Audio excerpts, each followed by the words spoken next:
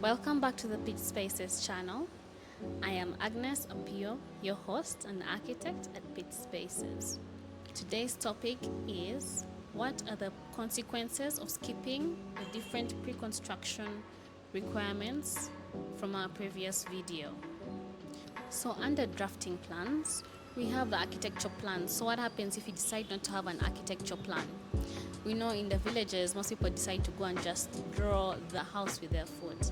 So some of the things that you'll be missing out is you'll not be able to plan your project fully, and you'll not be able to know how much your project is going to cost in totality, because the materials are not known. So this is on the contractor side. The contractor that you're trying to get doesn't know the type of materials that you want. Your contractor cannot tell you how long your project is going to last. The contractor cannot tell you anything defined, basically, because there's also nothing defined about this project. So you'll find in scenarios where you made an architecture plan, you can of course decide to downsize. For example, if you find out that the bill of quantities is saying that your project is too expensive, you can change your materials before the plan comes out. You can change the size of the rooms, reduce on the size, get the 3D impressions and look at it fully. So all this information helps the civil engineer or contractor to give you the time aspect, the amounts, which is the bill of quantities,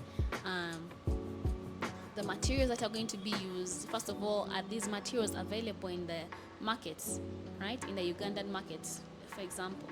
So another thing is, now when we move on to the next part, your structure plan.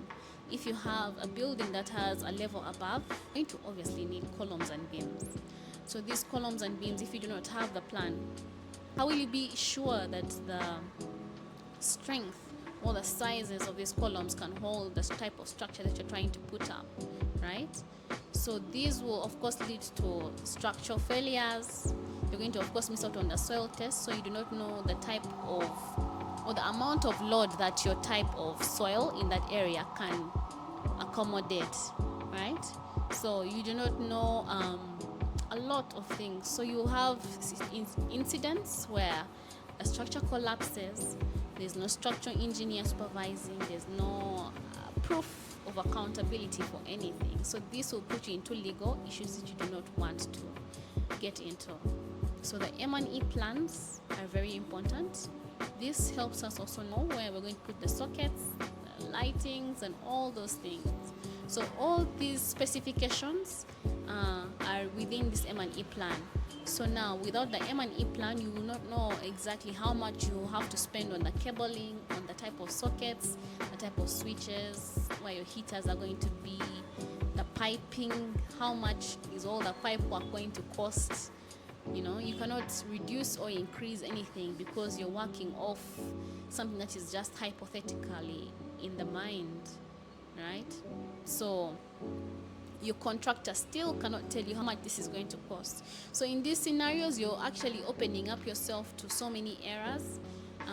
Your project will maybe be double or 5x of what you wanted to spend because you could not know beforehand for any of these. So you find on the client side, you're going to spend more money. You're going to, of course, spend more labor because you do not know exactly which labor you need. So you just get various people to try different things and you will not like it, and then you have to remove it again. It's like a trial and error basis. So it's more money that you're spending for a small amount of money that you could pay to the architect, structural engineer, M&E engineer.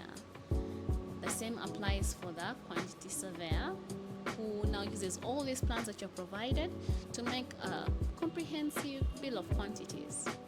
So all these will be missed out. Thank you for joining us on this channel today. Reach out to Pitch Spaces for your architectural and construction services. Please like, share, comment, and subscribe.